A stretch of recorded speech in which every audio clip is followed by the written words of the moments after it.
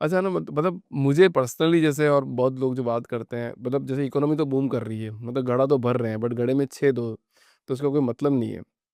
और उसमें एक बैंकिंग प्रणाली सबसे ज़्यादा रोल निभाती है कि ट्रांजैक्शन कहाँ होगा सबसे ज़्यादा बैंक के थ्रू ही होगा, चाहे कैश का हो चाहे यूपीआई से आप कैसे भी करोगे। तो जितने भी फ्रॉड्स हो रहे हैं, अभी किसी आदमी ने अकाउंट खुलाया, अकाउंट खुलाने के बाद में पता है कि उसके अकाउंट में पैसा आया और इधर-उधर चला के पता नहीं कहाँ बाहर चला गया। आज तक हमारा सिस्टम ऐसा स्ट्रॉन्ग नहीं बना पाया है कि हम उस चीज़ को पकड़ पाएँ। इतने साल हो गए, सर ये नीति क्यों नहीं लाई गई बैंक सिस्टम में कि बैंकिंग में जो केवाईसी हो वो इतनी स्ट्रॉन्ग हो कि वो फ्रॉड वहीं रुक जाए? क्या हमारी सरकार ट्रांसपेरेंट सिस्टम नहीं चाहती है? क्या हमारी बैंक की नीतियाँ ट्रांसपेरेंट सिस्टम नहीं नहीं, चाहती? इसमें भी थोड़ी धारणाएँ गलत हैं।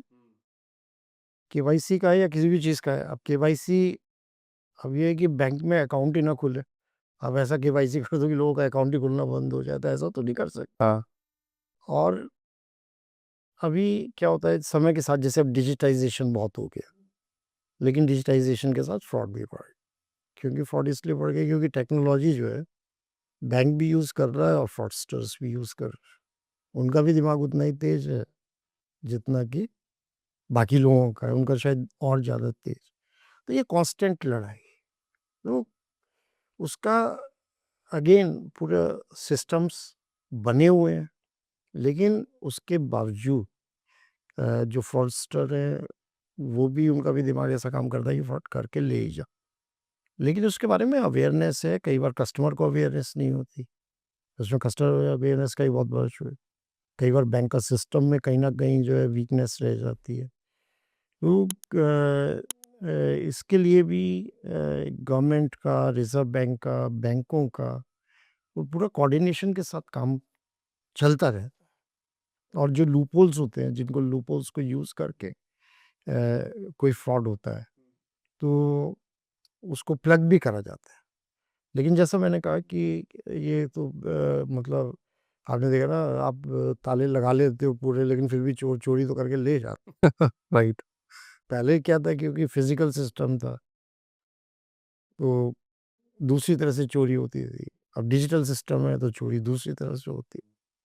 तो ये कांस्टेंट बैटल है, ये तो चलेगा ही। आप अपना जितनी व्यवस्था में लूपहोल्स है वो प्लग करके उसको सुदृढ़ बनाते रहते हैं, और जो चोर है वो अपना दिमाग लगा के चोरी के और नए रास्ते निकालते रहते हैं।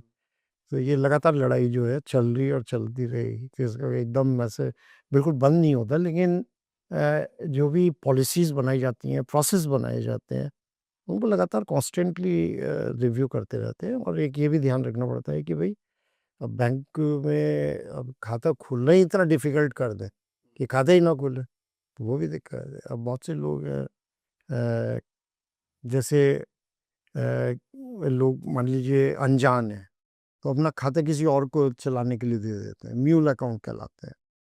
और उसमें जो फ्रॉडस्टर्स हैं, अब केवाईसी तो मैंने आपका किया, मान लीजिए अभिषेक का केवाईसी सब परफेक्ट करके बैंक ने खाता खोल दिया। अब आपको किसी को बोला कि भई आया कि भई मैं आपके खाते में जो है ट्रांज़ैक्शन करूँगा और आपको कमीशन दूँगा। अब आपको उसके इम्प्लीकेशन तो पता है नहीं। मान लीजिए उतना शिक्षित नहीं है आदमी, या उसको तो पता नहीं चला, अच्छा है ये तो मेरे तो कमीशन मिल रहा है मेरे, और दूसरे आदमी को चलाने दिया अपना कार्ड। तो ऐसे भी फ्रॉड होते हैं। तो ये एक मतलब जो बैंक्स हैं उनकी भी ज़िम्मेदारी है, और कस्टमर की भी बहुत बड़ी ज़िम्मेदारी है कि किस तरह से आप संचालन अपने खाते का। अच्छा ज़रा बताओ ये बैंक डूबने की खबर भी आती है, तो बैंकों के पास तो जनता का पैसा वैसे ही बहुत सारा होता है और पैसे कमाई के साधन भी बहुत सारे होते हैं। तो एक बैंक डूबता कब है? बैंक डूबता जब है जब बैंक बहुत बड़ी गलतियाँ करता है। उदाहरण के तौर पे? उदाहरण के तौर पे जो आपने बोला कि लोन सैंक्शन करने में सबसे ज़्यादा क्या होता है? अगर आपकी लोन सैंक्शन करने की प्रक्रिया दुरुस्त नहीं है या अच्छी नहीं है, या कुछ ऐसे लोग बैठे हुए हैं जिनकी अपनी नीयत पे शक है। बैंक चलाने वाला अगर, जिसको कहते हैं ना, अगर रक्षक जो है अगर भक्षक हो जाए, तो बैंक डूब जाए। या उनकी नीतियाँ ऐसी हैं जिसमें कि ज़्यादा एक्सेसिव रिस्क अगर बैंक लेता है, नॉट ओनली लेंडिंग, और भी बहुत एस्पेक्ट होते हैं। बैंक चलाना इतना मतलब इतना आसान काम नहीं है, बहुत ही कॉम्प्लेक्स काम होता है। तो उसके लिए आरबीआई की बहुत सी नीतियाँ होती हैं कि आपको क्या करना है, किस तरह से कितनी कैपिटल रखनी है, कितनी लिक्विडिटी रखनी है, बहुत सारे मापदंड होते हैं। तो फेल तो तभी होता है कि आपने कोई इन्वेस्टमेंट करा या लोन करा और वो आपका वापस अगर नहीं आ रहा है और देनदारी आपकी खड़ी हुई। राइट। तो इसमें एक सवाल और आ जाता है, जब बहुत बड़े जैसे 9-9 हज़ार करोड़ के लोन, जैसे नीरव मोदी, विजय माल्या के अगर बहुत सारे लोन नहीं आते, पैसे वापस रिकवरी नहीं होती है, शायद हो गई होगी अभी तक तो, बट जब नहीं होती है तो इतना बड़ा जो अमाउंट है और फिर भी बैंक बच जाता है, तो उसमें बैंक को कौन सपोर्ट करता है फिर? नहीं, बचता यही समझने की बात है। ये मतलब इसलिए मैंने कहा कि बैंकिंग बहुत कॉम्प्लेक्स हाँ। बिज़नेस है। अगर फिर मैं स्टेट बैंक के उदाहरण पे आ जाता हूँ। अगर स्टेट बैंक की लोन बुक 41 लाख करोड़ है, तो एक आम आदमी के लिए 4,000 करोड़ का लोन बहुत बड़ा लोन है। 41 लाख करोड़ में 4,000 करोड़ का लोन परसेंटेज में निकालेंगे तो उतना बड़ा अमाउंट नहीं आ रहा। नहीं है। तो समझने की बात ये है कि जो बैंकों की एक नीतियाँ होती हैं, पैसा देने की, इन्वेस्टमेंट करने की, लोन करने की, या जहाँ पे हम पैसा दे रहे हैं, अगर वो नीतियाँ साउंड है, तो रिस्क भी आप कितना लेते हैं। इसमें ये नहीं है कि अगर 41 करोड़ की लोन है तो आप किसी को 1 लाख करोड़ का लोन दे देंगे, 2 लाख करोड़ का लोन दे देंगे, तो ऐसा नहीं होता है। तो और किसी बैंक की अगर लोन बुक 1 लाख करोड़ की है, वो 4,000 करोड़ का लोन देता है और वो लोन खराब होता है, तो उसपे कितना इम्पैक्ट आएगा? और जिस बैंक की लोन बुक 41 लाख करोड़ की है, उसका 4,000 करोड़ का लोन खराब होता है, तो उसपे कितना इम्पैक्ट आएगा? तो जो 1 लाख करोड़ वाला है वो तो हिल जाए, लेकिन 41 लाख करोड़ में 4,000 करोड़ का भी लोन अगर खराब होता है तो बैंक हिलेगा। तो इसको बोलते हैं पोर्टफोलियो बनाना। और पोर्टफोलियो बनाने में फिर उस पोर्टफोलियो का एक होता है रिस्क प्रोफाइल होता है कि आप उसको रिस्क को कितना मिनिमाइज करके चलते हो। लेकिन जैसे मैंने शुरू में ही कहा कि बैंकिंग में जब आप काम करते हैं तो आप रिस्क लेते हो। तो आपका लोन पॉलिसी क्या है, आपकी पोर्टफोलियो में कितना डाइवर्सिफाइड पोर्टफोलियो वो क्या है, और जब आपका नुकसान होता है तो उस नुकसान की भरपाई करने के लिए आपकी अपनी कितनी कैपिटल लगी हुई है।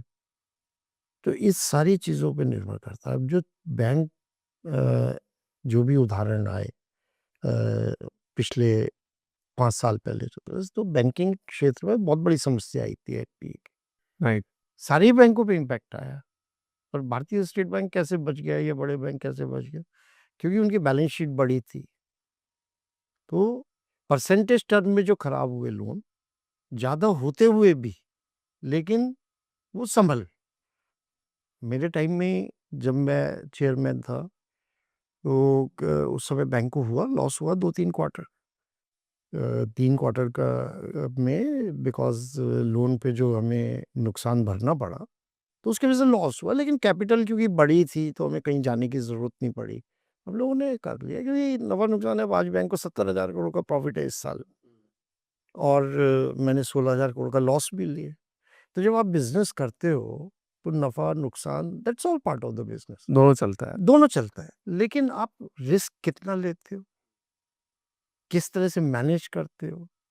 जब आपका लॉस होता है, उस लॉस को आपको सँभालने की कितनी क्षमता है, तो ये निर्भर करता है। जब आप इंडिविजुअल और बैंक, आप समझ लो, अगर मान लीजिए आज आपको नया बिज़नेस शुरू करना है और आपके पास मान लीजिए 10 लाख रुपए की पूँछ। अगर आप बिज़नेस शुरू करोगे तो आप पूरा 10 लाख थोड़ी लगाओगे। अरे भई, मैं तो लाख 2 लाख का ही रिस्क लूँगा, राइट। पूरा 10 लाख का नहीं लूँगा, नहीं ले सकते। नहीं ले सकते। हाँ। तो वो स्केल जो होता है, किस स्केल पे आप काम कर। अब अगर किसी आदमी की 10 करोड़ का है, तो वो कहेगा मैं 5 करोड़ का भाई बिज़नेस में चलाता हूँ। नया बिज़नेस मान लीजिए शुरू कर रहा हूँ, मेरे पास 10 करोड़ रुपए है, तो मैं 5 करोड़ तो लगा दूँगा और 5 करोड़ जो है अपने लिए अलग रखूँगा कि कल को बिज़नेस नहीं चल रहा, चलो वही 5, और 5 करोड़ से आप जो है, हो सकता है आपका बिज़नेस चल गया तो उसी से 15 करोड़ कमाओगे। फिर हर साल आप, ज़रूरी नहीं है कि पैसे कमाओगे बिज़नेस में। यही लोग समझते नहीं, सोचते कि हर साल हमारी ग्रोथ होनी चाहिए। तो ऐसे तो होता नहीं है, कभी अच्छा समय आता है, कभी बुरा आता है। लेकिन जिस समय आपका अच्छा समय चल रहा है, अब आप अगर आपका बिजनेसमैन होगा, हुँ, चाहे छोटा हो या बड़ा हो, अगर बिजनेस का पैसा बिजनेस में लगाते रहे तो आपकी ग्रोथ हो। अगर बिजनेस में से आपने सोचा अरे प्रॉफिट हो गया सब निकाल लो और ये यहाँ प्रॉपर्टी खरीद लो और वहाँ खरीद लो, शेयर मार्केट में लगा दो और बिजनेस से पैसा निकाल लो, तो फिर आपको समस्या आएगी। करेक्ट। लेकिन अगर अच्छे समय में जब बिजनेस अच्छा चल रहा है, उस समय जो आपके पास पैसा बनाया है आप, उसका बिजनेस में रखो। फिर जब कभी ऐसा साइकिल आता है कि बिजनेस डाउन है, तो वो आपका पैसा काम आए। और जो इस नीति का पालन नहीं करता, वो फिर धराशायी हो जाता है।